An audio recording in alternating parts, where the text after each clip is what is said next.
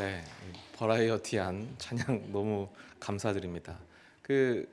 저한테는 안 주시더라고요. 하나 나중에 꼭 받아가겠습니다.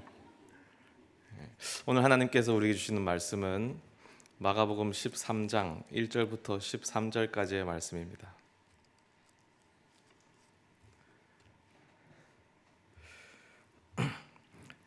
하나님의 말씀을 한 목소리로 봉독하시겠습니다. 예수께서 성전에서 나가실 때에 제자 중 하나가 이르되 선생님이여 보소서 이 돌들이 어떠하며 이 건물들이 어떠하니이까. 예수께서 이르시되 내가 이 큰 건물들을 보느냐. 돌 하나도 돌 위에 남지 않고 다 무너뜨려지리라 하시니라.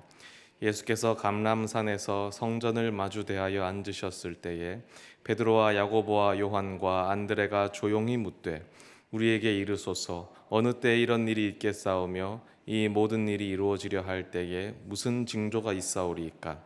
예수께서 이르시되 너희가 사람의 미혹을 받지 않도록 주의하라. 많은 사람이 내 이름으로 와서 이르되 내가 그라 하여 많은 사람을 미혹하리라. 난리와 난리의 소문을 들을 때에 두려워하지 말라. 이런 일이 있어야 하되 아직 끝은 아니니라. 민족이 민족을 나라가 나라를 대적하여 일어나겠고 곳곳에 지진이 있으며 기근이 있으리니 이는 재난의 시작이니라. 너희는 스스로 조심하라. 사람들이 너희를 공회에 넘겨주겠고 너희를 회당에서 매질하겠으며 나로 말미암아 너희가 권력자들과 임금들 앞에 서리니 이는 그들에게 증거가 되려 함이라. 또 복음이 먼저 만국에 전파되어야 할 것이니라. 사람들이 너희를 끌어다가 넘겨줄 때에 무슨 말을 할까 미리 염려하지 말고 무엇이든지 그때에 너희에게 주시는 그 말을 하라. 말하는 이는 너희가 아니요 성령이시니라. 형제가 형제를 아버지가 자식을 죽는 데에 내주며 자식들이 부모를 대적하여 죽게 하리라. 또 너희가 내 이름으로 말미암아 모든 사람에게 미움을 받을 것이나 끝까지 견디는 자는 구원을 받으리라. 아멘.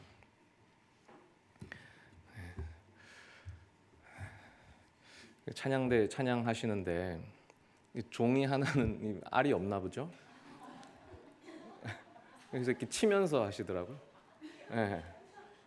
네, 너무 은혜가 됐습니다. 이 믿음의 자세를 보여주는 것 같아서 상황이 어떠하시든 간에 주님을 찬양하리라. 제가 그걸 보는데 이 마음의 은혜가 되고 봤는데 이렇게 치시더라고요. 너무 은혜로운 찬양 감사드립니다. 설교 안 해도 될 것 같습니다.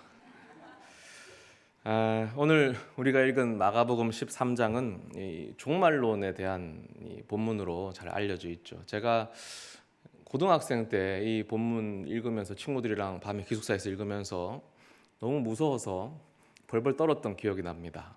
저는 개인적으로 귀신 이야기보다 이 말씀이 더 무서웠습니다.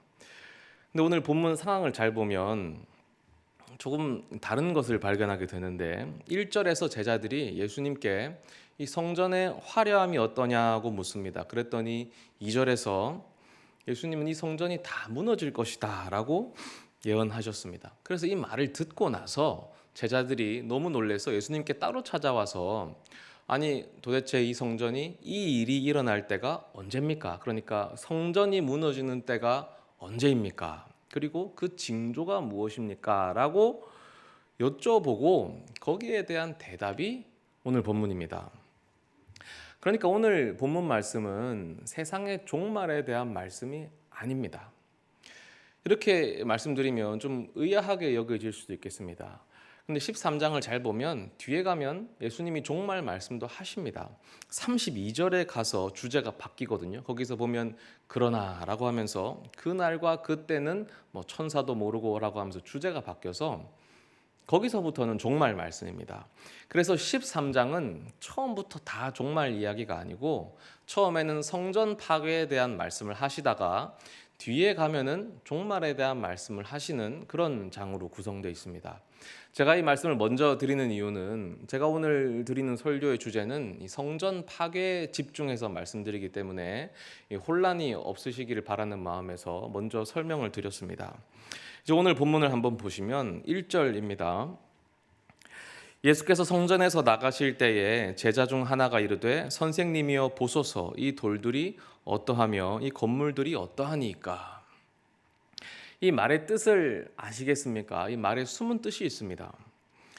유대인들의 눈에는 성전이 너무나 자랑스럽습니다. 이 성전이 지금 헤롯 대왕이 새롭게 건축한 성전이고, 헤롯 대왕은 역사적으로 건축에 아주 일가견이 있는 그런 그 왕이었습니다. 실제로 제가 건축 전공은 아니지만 역사상 위대한 건축 보면은 헤롯 대왕이 지은 건물들이 꼽힙니다. 그 정도로 위대한 왕이었기 때문에 성전을 아주 화려하게 잘 짓고 있었습니다. 그래서 질문하는 겁니다.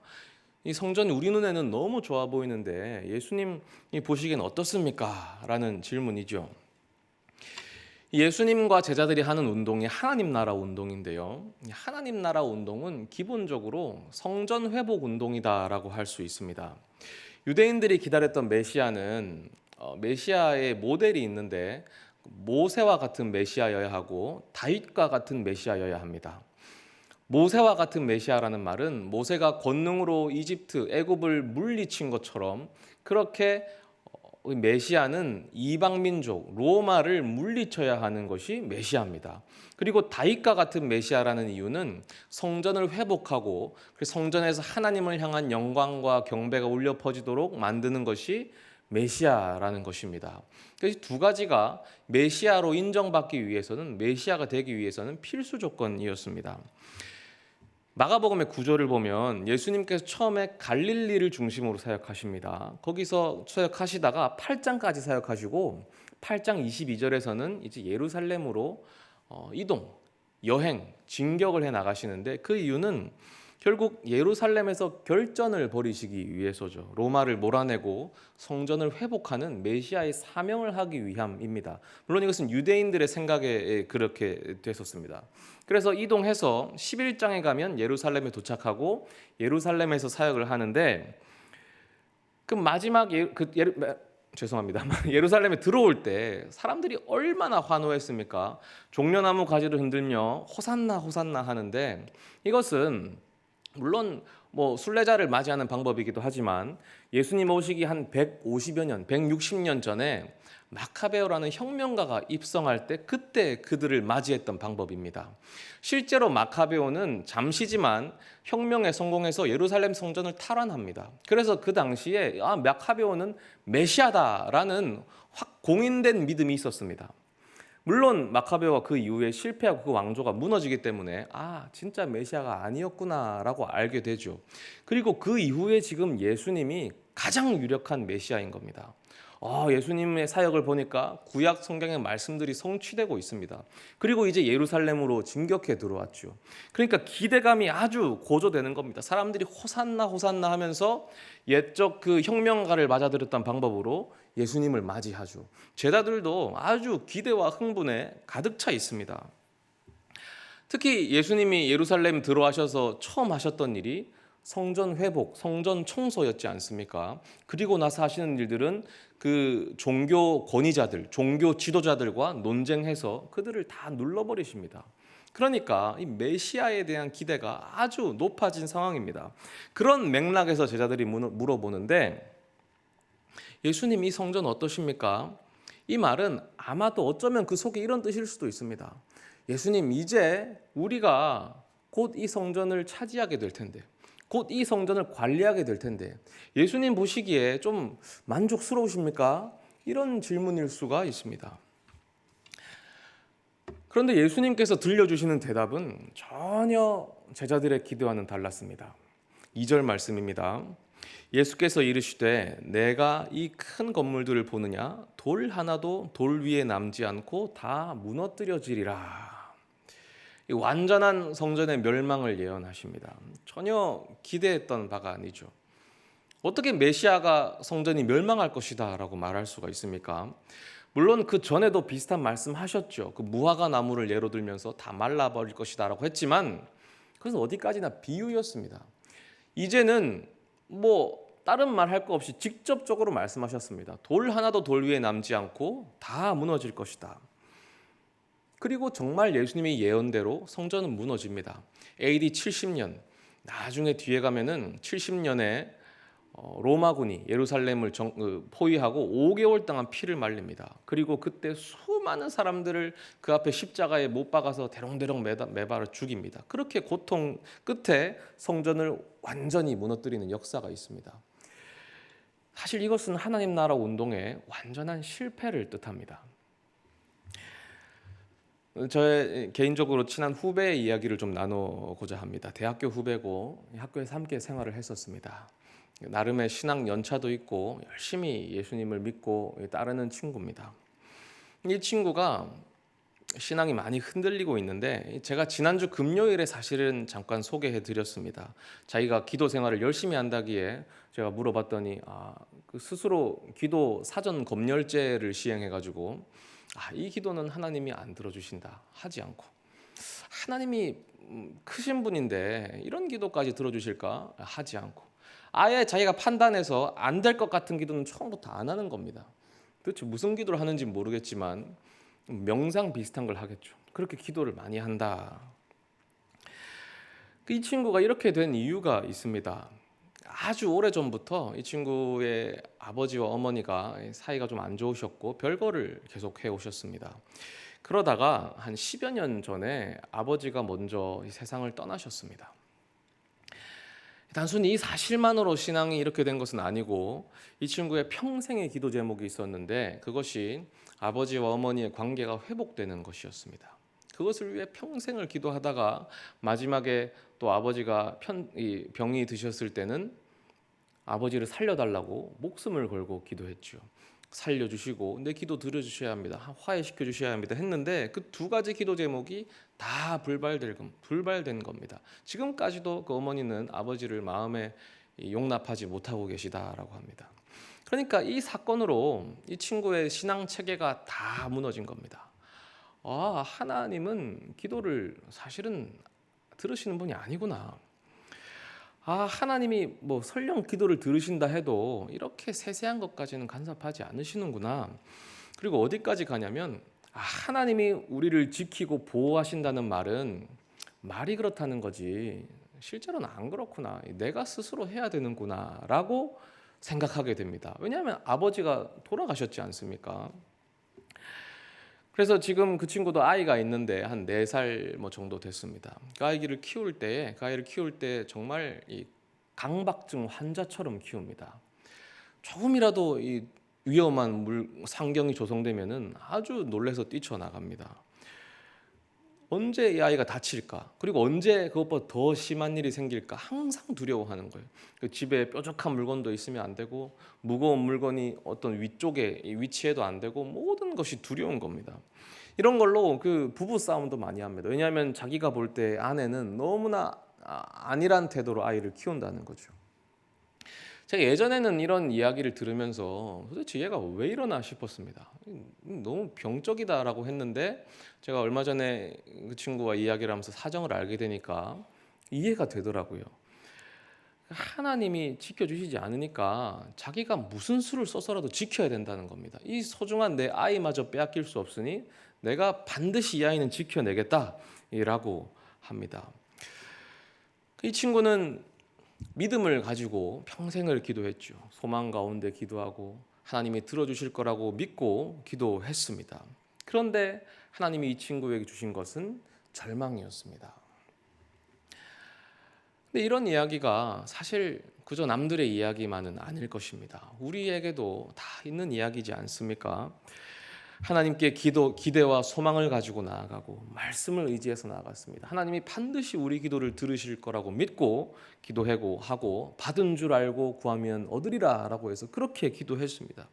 그런데 막상 하나님께서 주시는 것은 절망이요, 실패요, 좌절이고 낙심이었습니다. 그 친구만의 이야기가 아니죠. 우리들도 똑같습니다. 물론 우리가 그 일로 어떤 신앙을 잃었거나 그런 건 아니겠죠. 그러나 이 무의식 중에 그러한 일이 트라우마로 남고 무의식 중에 우리 안에 풀리지 않는 매듭으로 그 일이 묶여버리는 것입니다. 그래서 우리가 자기도 모르게 그 신앙의 한계를 설정합니다. 이 기도는 하나님이 들어주시지 않아. 하나님이 여기까지 함께 하시진 않아. 이 괴로움은 결국은 내가 스스로 풀어내고 해결해야 될 문제야. 하나님이 나한테는 여기까지만 일하시는 분이셔. 제자들의 이야기로 다시 돌아가겠습니다. 예수님의 그런 청천벽력과도 같은 소리에 제자들이 위기감을 느끼죠. 그래서 조용히 다시 물어봅니다. 3절과 4절입니다.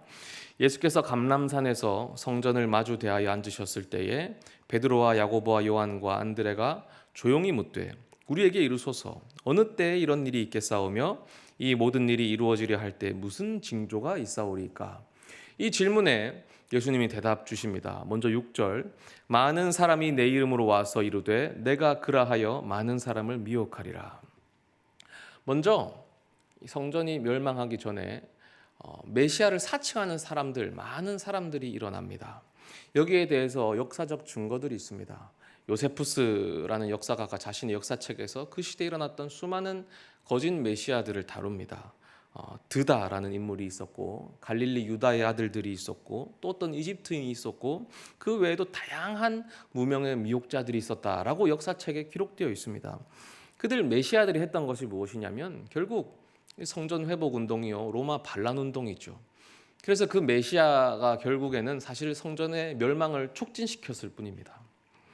8절 민족이 민족을 나라가 나라를 대적하여 일어나겠고 곳곳에 지진이 있으며 기근이 있으리니 이는 재난의 시작이라. 여기에 대해서도 역사적 증거가 있습니다. 그 사이 시대에 예루살렘의 지진이 발생했고 빌립보의 지진이 발생했고 폼페이와 소아시아에서 또 지진이 발생했습니다. 그리고 AD 46년 클라우디우스 통치 때에는 큰 기근이 임했습니다. 모두 다 역사적으로 이루어진 일들입니다.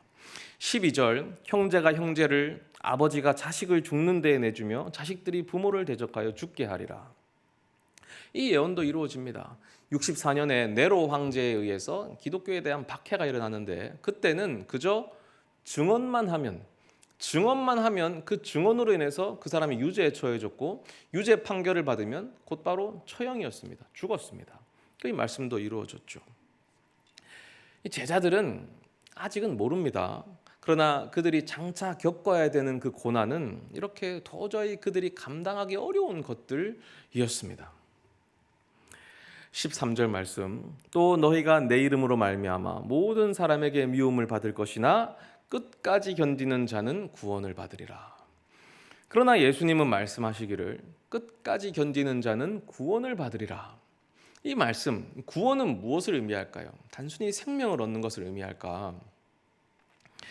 오늘 다 읽지는 못했지만 오늘 본문 뒤에 24절부터 27절에는 예수님께서 인자에 대한 말씀을 하십니다. 인자를 말씀하시며 예언을 하시는데 예수님이 항상 인자를 언급하실 때는 이 인자는 다니엘 7장에서 나오는 그 환상 속의 인자 같으니입니다. 그 인자는 세상이 내 짐승으로 인해 극심한 환난을 겪은 후에 하늘 왕자로 올라가서 이 권세를 부여받는 인물이죠. 다니엘 7장 13절과 14절입니다. 같이 한번 읽어보겠습니다. 시작. 내가 또 밤 환상 중에 보니 인자 같은 이가 하늘 구름을 타고 와서 옛적부터 항상 계신 이에게 나아가 그 앞으로 인도되매 그에게 권세와 영광과 나라를 주고 모든 백성과 나라들과 다른 언어를 말하는 모든 자들이 그를 섬기게 하였으니 그의 권세는 소멸되지 아니하는 영원한 권세요 그의 나라는 멸망하지 아니할 것이니라. 이 환상에서 인자 같은 이는 옛적부터 항상 계시니 하나님이죠. 하나님에게 올라갑니다. 그리고 소멸되지 않는 권세, 멸망하지 않는 권세, 영원한 권세를 받습니다.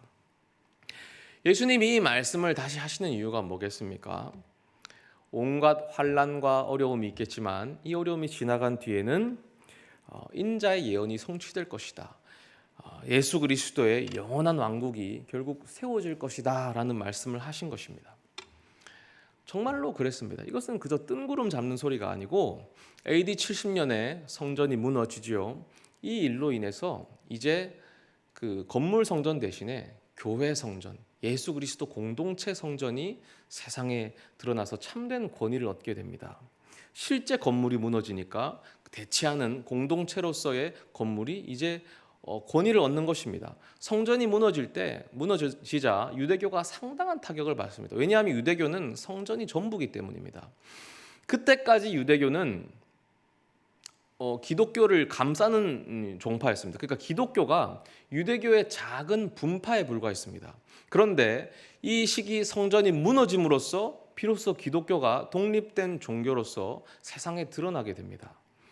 정말로 예수 그리스도의 나라가 그때부터 발흥하기 시작하는 것입니다. 그래서 10절 존재 조건이 있습니다. 또 복음이 먼저 만국에 전파되어야 할 것이니라. 그렇기 때문에 복음이 먼저 전해져야 합니다. 교회가 이미 세워져 있는 상태에서 그 교회가 세상에 드러나고 힘을 얻는 시기이기 때문입니다. 그래서 끝까지 견디는 자라는 말은 예수님을 믿는 자들, 예수님의 제자들을 말합니다. 따라서 반드시 복음이 먼저 전해져서 교회가 세워져야 되죠. 그 일이 일어났습니까? 일어났죠. 우리가 사도행전과 여러 가지 복음서를 통해 압니다. 특별히 사도행전 마지막 마지막 절은 이렇게 끝납니다. 28장 31절에 하나님의 나라를 전파하며 주 예수 그리스도에 관한 모든 것을 담대하게 거침없이 가르치더라. 바울이 로마에서 행한 마지막 행적인데요. 그 로마에 누가 있습니까? 황제가 있습니다. 로드 카이사르가 있죠. 로드 주님이 계십니다. 세상의 주님으로 군림하는 그 황제의 면전에서 주 예수 그리스도를 선포하는 것입니다. 이것은 복음이 만방에 선포되었다는 것을 명시하는 그런 중요한 구절입니다. 또한 바울 역시 직접적으로도 얘기하기도 합니다. 로마서에서 이렇게 말합니다. 표적과 기사의 능력으로 성령의 능력으로 이루어졌으며 그리하여 내가 예루살렘으로부터 두루 행하여 일루라곤까지 그리스도의 복음을 편만하게 전하였노라. 편만하다라는 뜻은 가득 채웠다는 뜻입니다. 영어 성경은 fully preached, 다 전했다. 더 이상 전할 게 없다는 뜻입니다. 세번역 성경은 그래서 이렇게 번역합니다.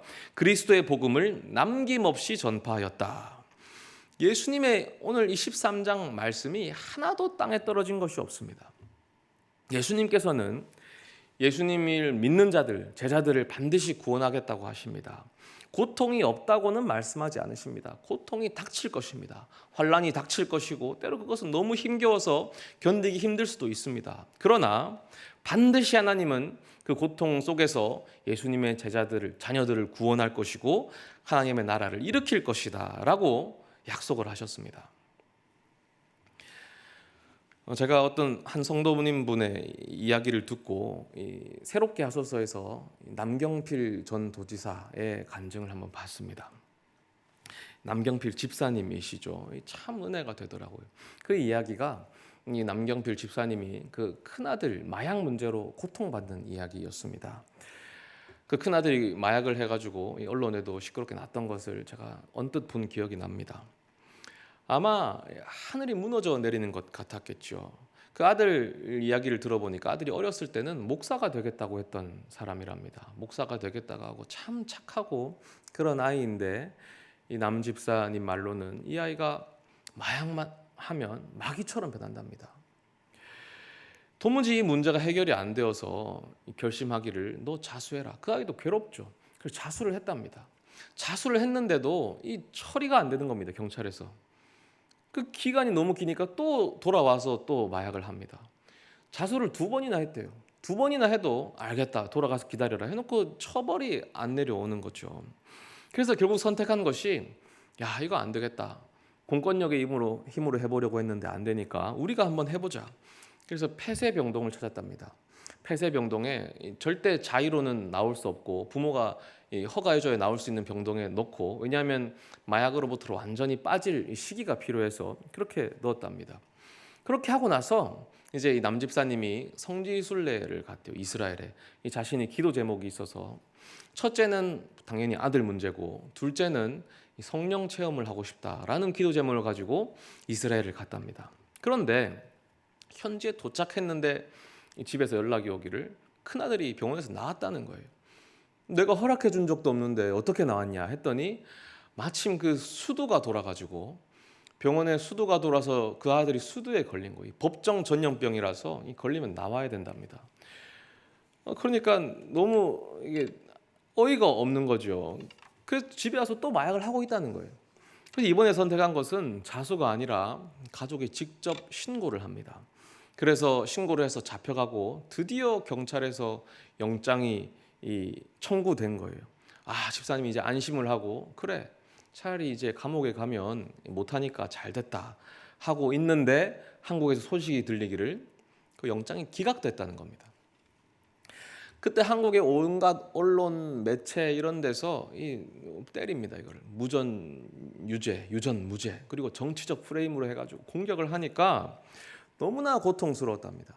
그래서 이 남 집사님이 그 성지순례 과정에 이스라엘에서 한 골짜기에 들어가서 정말 하나님 앞에 발악을 했답니다.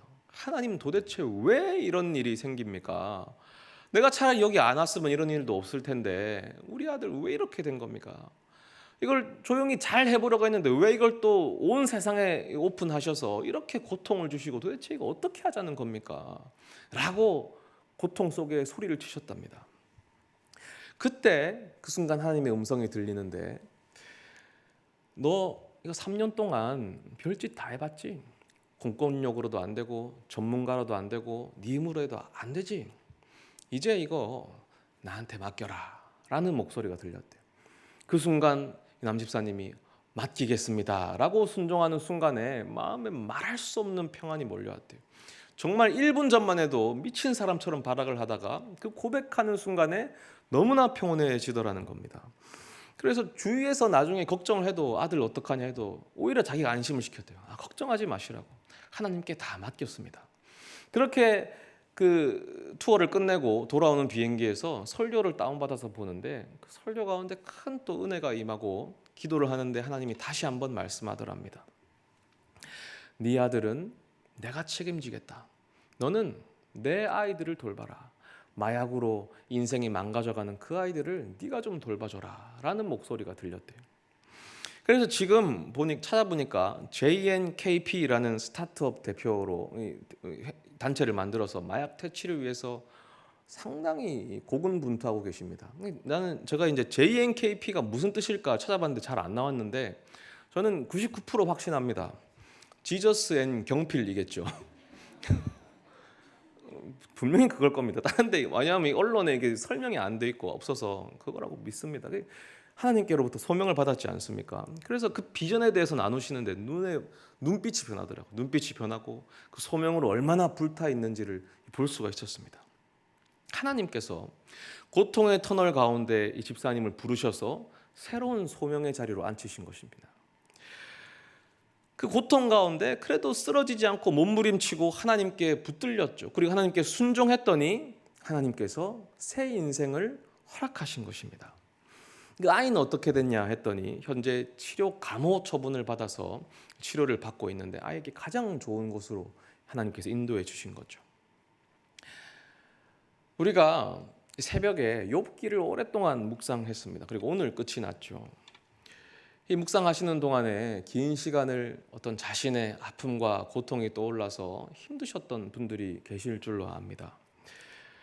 내가 무의식 중에 잠그고 모른 척했던 나의 아픔, 하나님 앞에 미처 드리지 못하고 숨겨놓았던 나의 풀리지 않는 매듭들이 하나하나 떠올라서 너무 힘들었던 분들 아마 있으셨을 겁니다. 그러나 하나님은 고통을 그저 고통으로 끝내지 않으십니다. 우리가 고통받는다고 해서 신앙인으로 실패한 것도 아닙니다. 고통으로 괴로워한다고 해서 신앙이 없다고도 말할 수 없습니다. 우리에게 고통은 현실이죠. 그러나 그 고통에서 좌절하고 넘어지지 말 것은 하나님께서 우리를 그 고통을 통해서 새롭게 빚어내시기 때문입니다.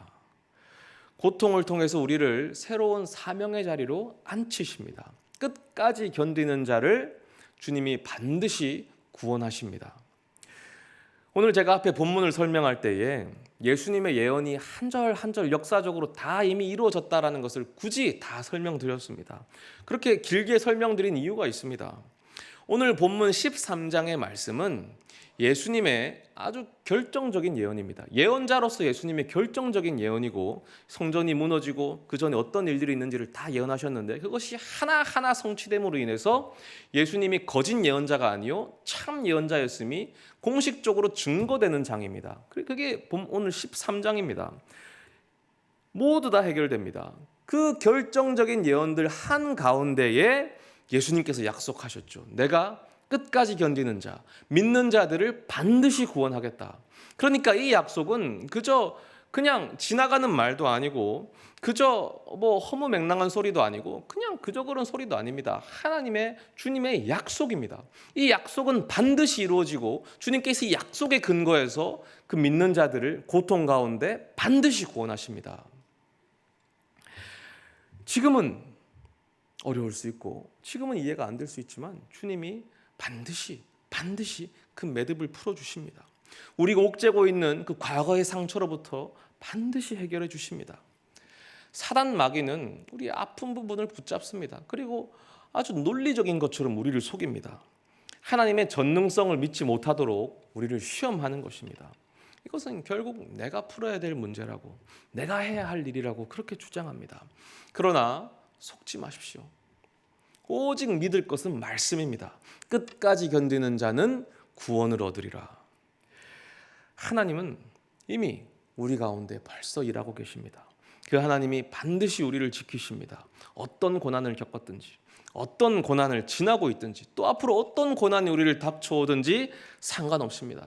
하나님의 전능하신 팔이 우리를 감싸 안으십니다. 민수기 말씀에 여호와의 손이 짧으냐, 내가 이제 내 말이 내게 응하는 여부를 보리라.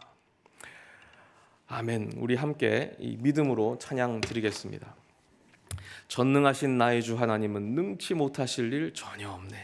그래서 우리도 순종함 가운데 주의 말씀 의지하여 깊은 곳에 그물을 던지겠습니다 라고 우리 주님께 고백하면서 우리 함께 찬양을 드리겠습니다.